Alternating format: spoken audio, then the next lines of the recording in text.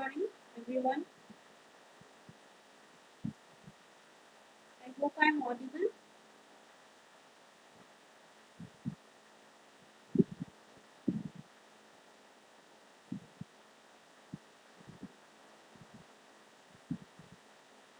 Good morning.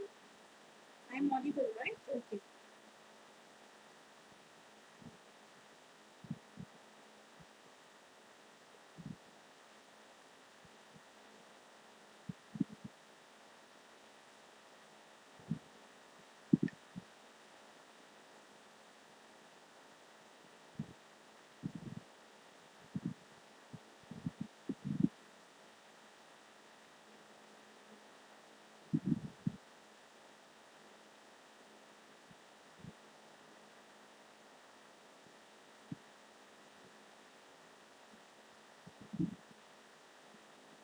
Last class, I think we have completed one numerical, right?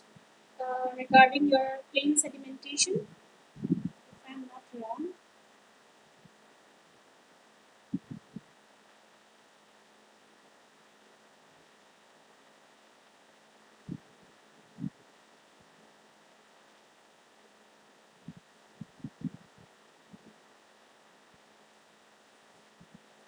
Okay, so today,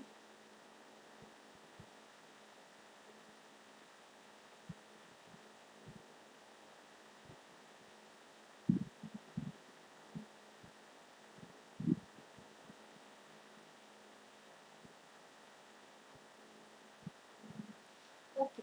So last class, we have learned about screening. We have learned about your plane sedimentation. So in plane sedimentation, your suspended particles are get removed. Yes. Then now today we will study about your sedimentation aided with coagulation. Okay. So you may ask me that ma'am, why no coagulation process is necessary? Because in sedimentation, plain sedimentation, type 1 settling, the suspended particles, these are already being removed. Then why to go for coagulation process?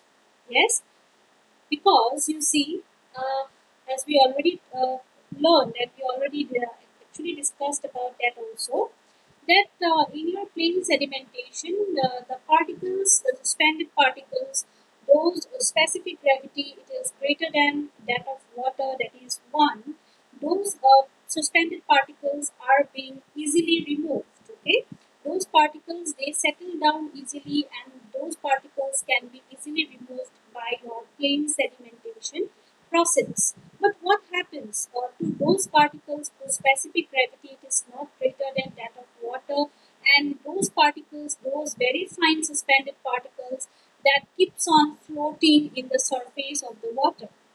Okay, so those particles, it is very difficult to by plain sedimentation process, it is not possible for those fine suspended particles to settle down. It keeps on floating. Okay, so uh, for that reason we use the process of coagulation. Okay, so what is done in coagulation is that we add some, you can say, some chemicals. We add some chemicals to that water, or these chemicals, those are named as coagulants. We don't term as we don't name as chemicals, but we say that we add coagulants, or coagulants are your chemical compounds. Okay, those are compounds, chemical compounds. So we add coagulants to the water. Okay, so when you add those chemical compounds or coagulants to the water, and you give a thorough mixing. Okay, and you give a thorough mixing, and mixing is also done by different processes are there, like you will learn later. Okay, so mixing is done, then what happens is that a gelatinous precipitate. Okay, a precipitate is a form which is named as floc, FLOC. Okay, a gelatinous precipitate is formed, and those after forming the precipitate or flock, what happens? The fine suspended particles or the colloidal particles, also you can say, that is present in water, it gets attracted and it gets absorbed, okay, in these flocks. And what happens when it gets attracted and it gets absorbed? These colloidal particles or these very fine suspended particles, it becomes a bigger size flocculated particles. Okay, as soon as it becomes a bigger sized, so what happens? That means it becomes heavy. Now it becomes heavy, and now the particles, it can settle down easily. Okay, so first actually the colloidal particles, you can say, they possess some surface charges. Okay, so it is, negatively charged particles. So what these colloidal particles, since they are, negatively charged particles, so what is done when you add coagulants to the water? These coagulants, they, what they do is that they destabilize the particles first. Okay, they destabilize the particles and make the particles agglomerate. What is agglomerate? Agglomerate means combine. Okay, they combine the particles here and there, so they combine everything and it becomes a newly flocculated particle. And so since the newly flocculated particle, it is heavy, so with time, so those particles settle down easily at the bottom of your tank. Okay, so this is all about your sedimentation aided with coagulation. So let's see what you can write about this. See here. Very fine suspended mud particles and the colloidal matter present in water cannot settle down in plain sedimentation tank of ordinary detention period. Okay, we already explained. Such particles can, however, be removed easily by increasing their size by changing them into flocculated particles. For this purpose, certain chemical compounds called coagulants are added to the water, which on thorough mixing form a gelatinous precipitate called flock. The very fine colloidal particles present in water get attracted and absorbed in these flocks, forming the bigger sized flocculated particles. Okay, we already explained. So they become a bigger sized particles, flocculated particles, and they settle down.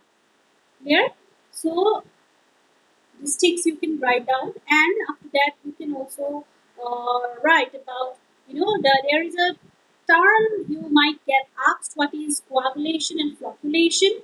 So you should know the term between coagulation, the difference between coagulation and flocculation. So for that, you see here, coagulation is a chemical technique which is directed towards the destabilization of the charged colloidal particles. So as soon as coagulants are being added to the water, so what does the coagulants do? They destabilize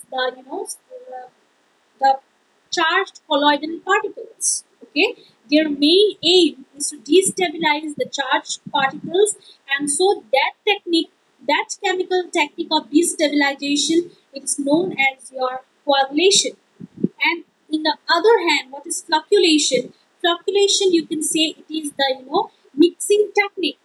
It is the mixing technique which leads to for the agglomeration of the destabilized particles. So as soon as you have added the coagulants in the water, so that coagulants, it will destabilize the particles first, and that is known as your coagulation.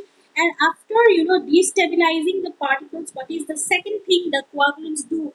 It is to to agglomerate, that is to to combine the particles.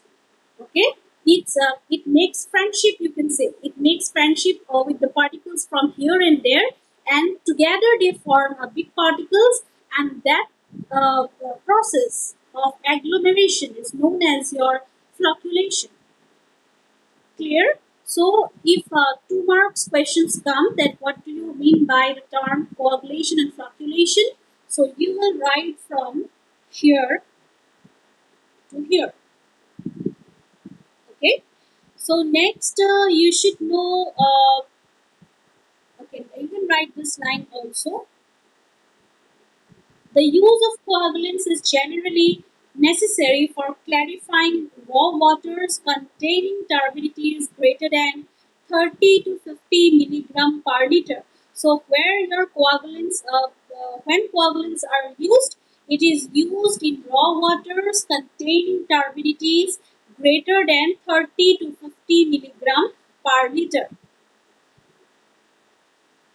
Okay, so you can write these lines by your own in your copy later. I will share the PDF. Okay, by today I will share it, so later you can write down. Then, so since we are talking about the coagulants, coagulants are basically the chemical compounds, so we should know that what are the chemical compounds that are being used. Okay, so the next topic is your chemicals used for coagulation. We should know the chemical names, and we should know how they react. The first one is your use of alum. Just a minute.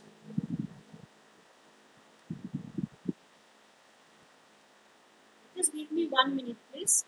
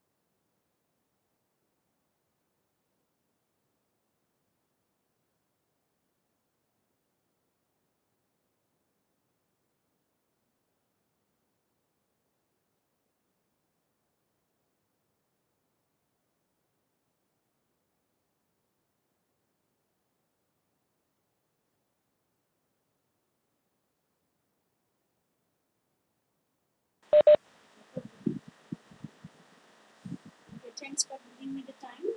Okay, so uh, number one is your use of alum as coagulant. So alum, it is the name for aluminium sulphate.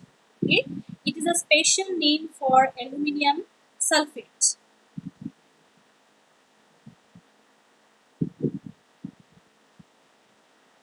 You see here, alum is the name given to aluminium sulphate with its chemical formula Al2SO43 18H2O. Okay, it's a some in environmental engineering. Sometimes people may ask you about the chemical formula. That's not a big thing.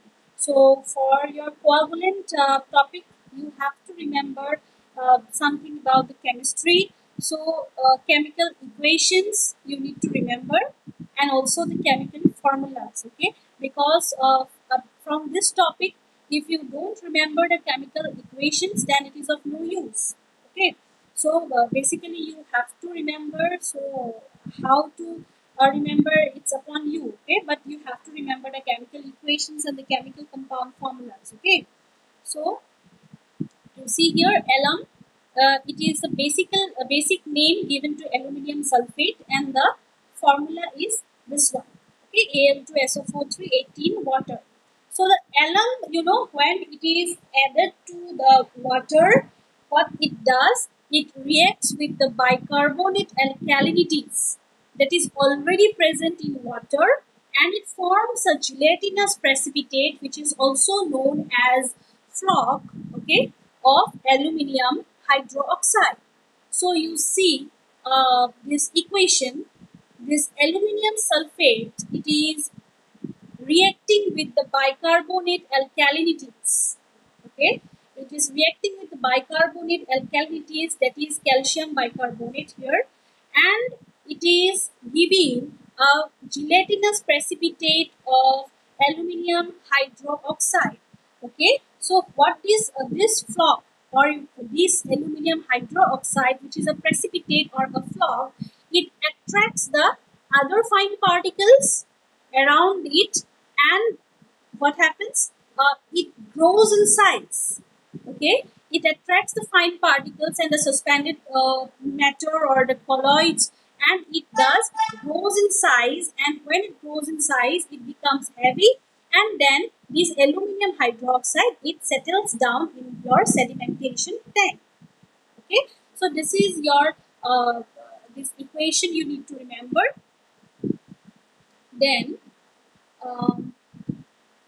again, from the equation, this calcium sulphate, okay, this calcium sulphate, it gives, permanent hardness to the water, okay, and this carbon dioxide, it gives corrosiveness. Clear? This carbon dioxide, it evolves no doubt, but this gives your corrosiveness to the pipes and or in the tank, to the tank. Okay, so next you have to remember the pH. Okay, you see here the alkalinity in water. Okay,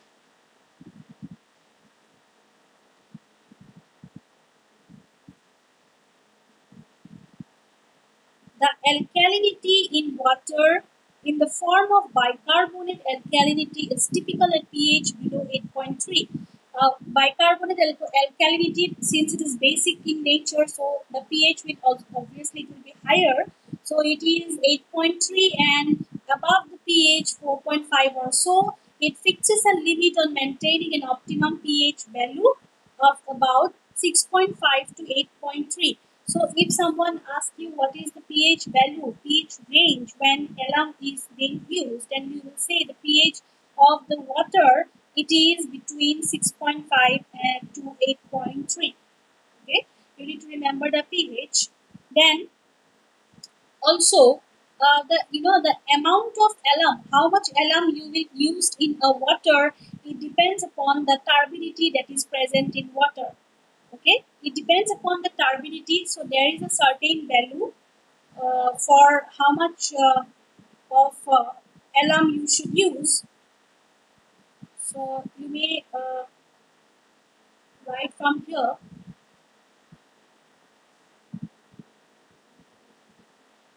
The amount of alum required for coagulation depends on the turbidity and color of the raw water. Okay, then the dose of alum may vary from 5 milligram per liter for clear water and 85 milligram per liter for highly turbid waters. The average normal dose is 17 milligram per liter. So if the water is it is clear, okay, it is less turbid, then you will use up to 5 milligram per liter, and if it is highly turbid, if the water is highly turbid, you will use up to 85 milligram per liter of alum, and if it is a normal, not high, not that much of turbidity is there, and not less amount of turbidity is not there. So if it is normal, then the normal dose is about your 17 milligram per liter. Okay, you need to remember the values. So this is about your alum. Next is your use of Copperas as coagulant. Okay, use of Copperas. So let's see what's the other name for Copperas. Copperas other name is your ferrous sulphate. Ferrous sulphate is the other name for Copperas. So here it is the formula given: FeSO4 7 H2O. Okay, so copperas is generally it is added to raw water in conjunction with lime. So copperas and lime is added. Okay, for the final precipitate, to what precipitate we will get ferric hydroxide, and for that your lime is added. So maybe first lime may be added to copper, or maybe copper is added to lime. Okay, or vice versa, it can happen. So if your first lime is added, then your this formula it is being used. Okay, and when your copper is first added to lime, then this equation it is being used. Okay, so finally after these equations, so what is the final precipitate that we get? What is the final flock or gelatinous precipitate that is being formed is your ferric hydroxide. Okay, this is your ferric hydroxide. And these copperas, it is used for waters that are not colored. Okay, for colored water, this coagulant will not be effective. Okay, it is only effective for raw waters that are not colored. And also it is cheaper than alum. Okay, it is a cheaper than alum, and it functions effectively in the pH range of 8.5 and above. Okay, you see here, from here to here you can write it down. Okay, so it functions effectively in the pH range of 8.5 and above. Okay, please remember the equations. Please remember the equations correctly. Okay, these are balanced chemical equations, so you need to remember the equations. Okay, next is your number 3 is your use of chlorinated copperas as coagulant. So let's see what is chlorinated copperas. From the name itself, you can say, since we in the second point we have learned that copperas means ferrous sulfate. So chlorinated copperas means we need to add chlorine to your ferrous sulfate. Okay, so you see here, when chlorine is added to a solution of copperas or ferrous, that is ferrous sulfate, the two react chemically so as to form ferric sulfate and ferric chloride. So here you see your ferrous sulfate, it is added to chlorine, and your ferric sulfate and ferric chloride is being formed.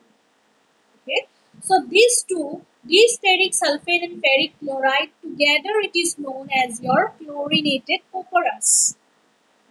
And these okay, that means this chlorinated copperas, it is a valuable coagulant for removing colors from the water.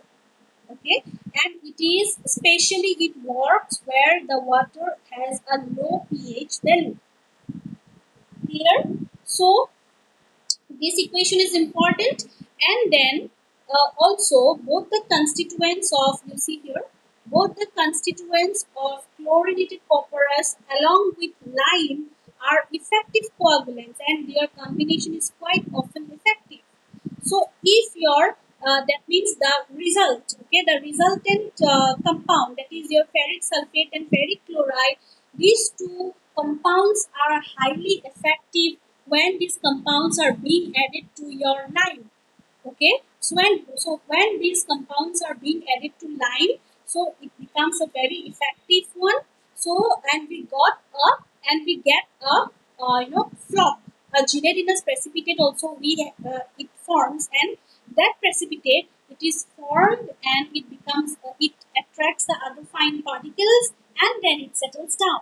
Okay, so the name of the flock is your ferric hydroxide.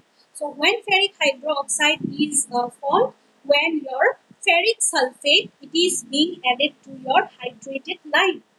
Okay, so this ferric hydroxide precipitation is being formed. Okay, so next one more is there. It is your ferric chloride.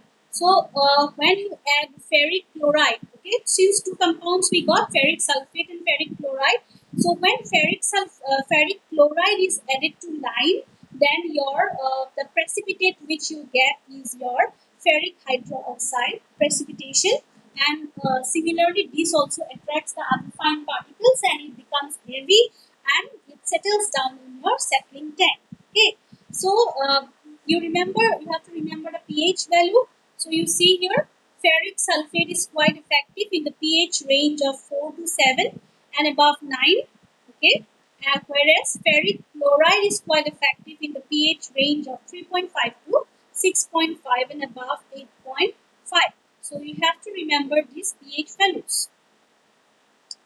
Next is your last one. Last one is your use of sodium aluminate as a coagulant. Okay, so this compound, sodium aluminate, it is a it is 1.5 times costlier than your alum. Okay, it is 1.5 times costlier than your alum. So this coagulant, you can say, you cannot use this coagulant for ordinary treating ordinary public supplies.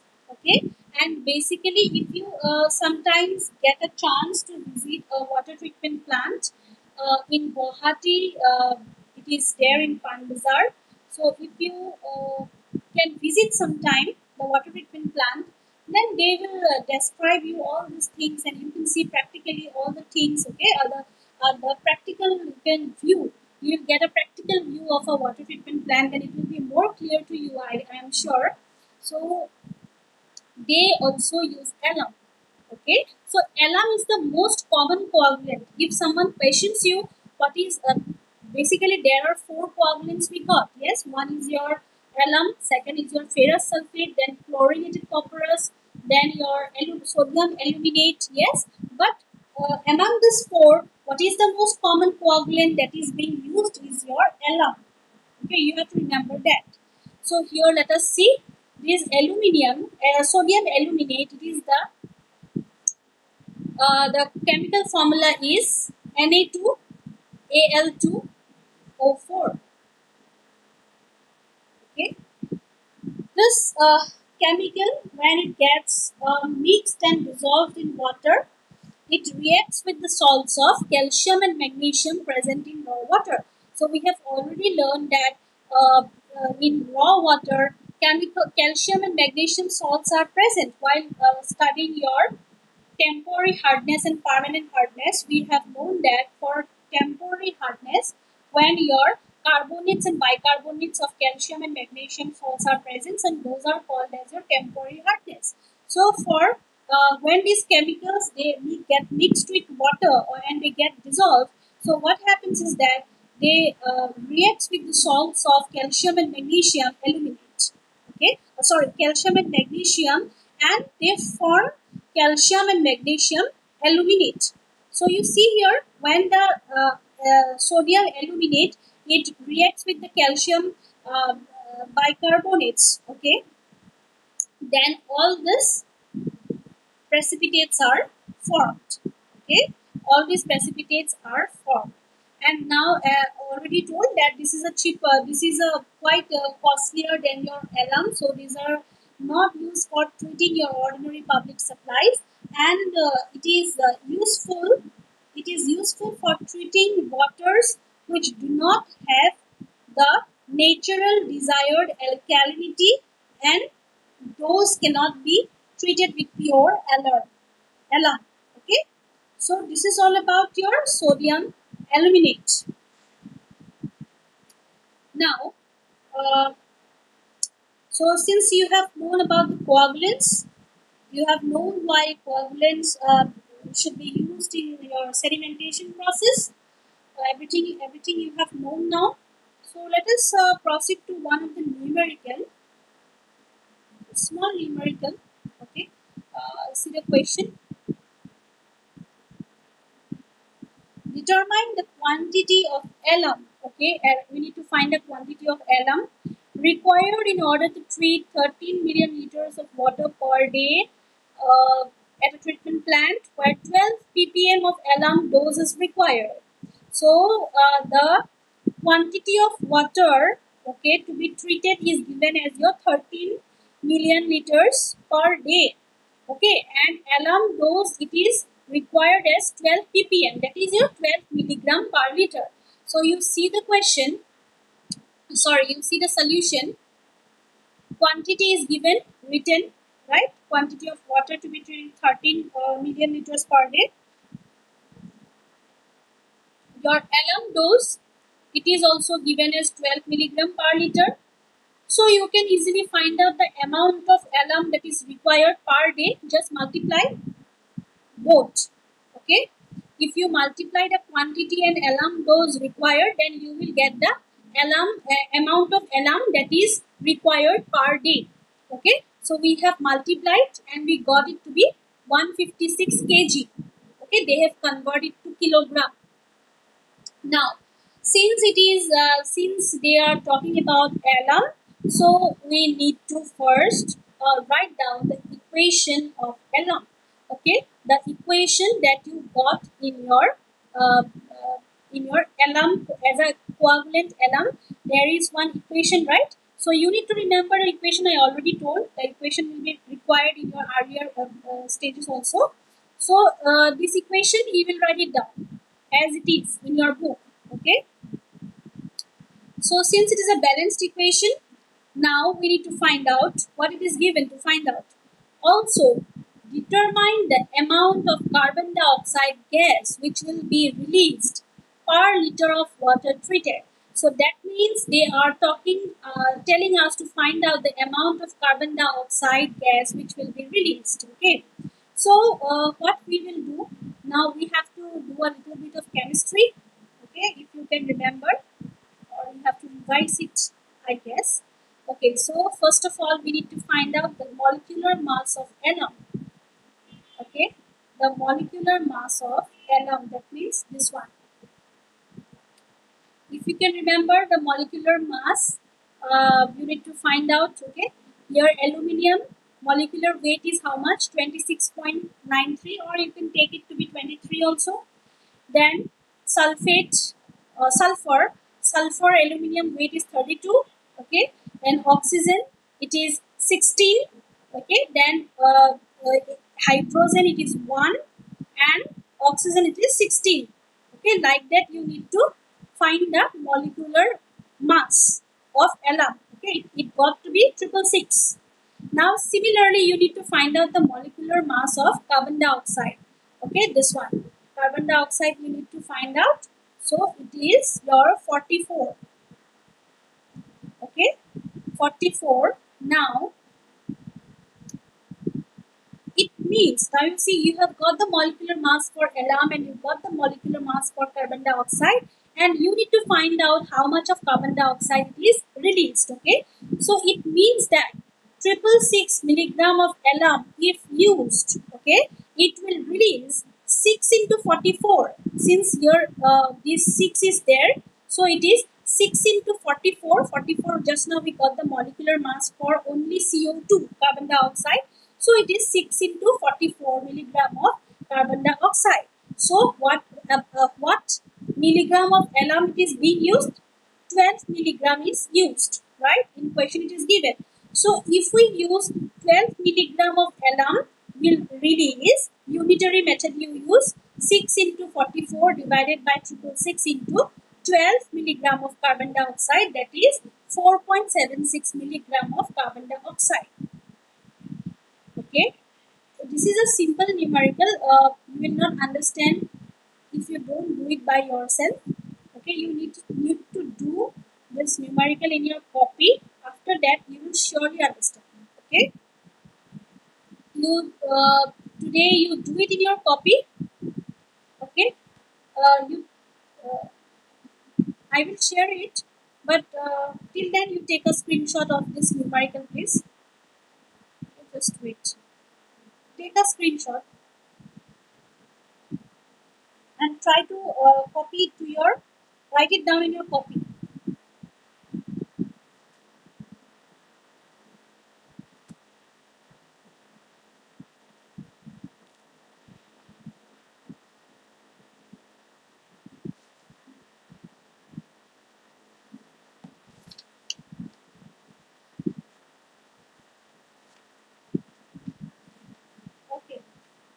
attendance.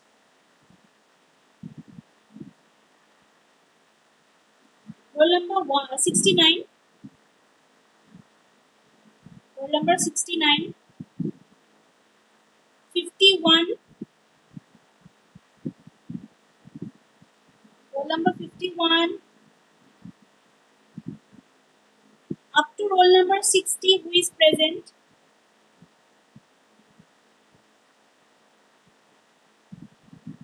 Ma'am.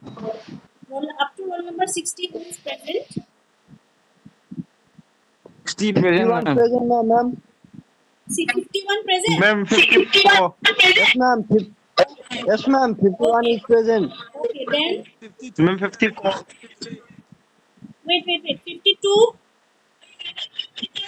53. Yes, ma'am. 53. Okay. 54, 55, Ma'am, 54, ma'am. 54. Okay.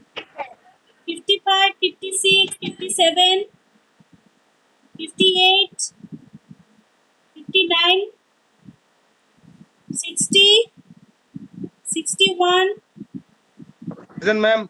62. 61 present, ma'am. Yes, give them. 62. Okay. 63. 63. Okay. 64, 65. 62 present, ma'am. Then 66. 66, ma'am. Present. Okay. 67. Present, ma'am. Okay. 68. 69. Present. 68 is present. 60 present. 60. 60. Okay. Okay. Then 69. 70. Present, ma'am.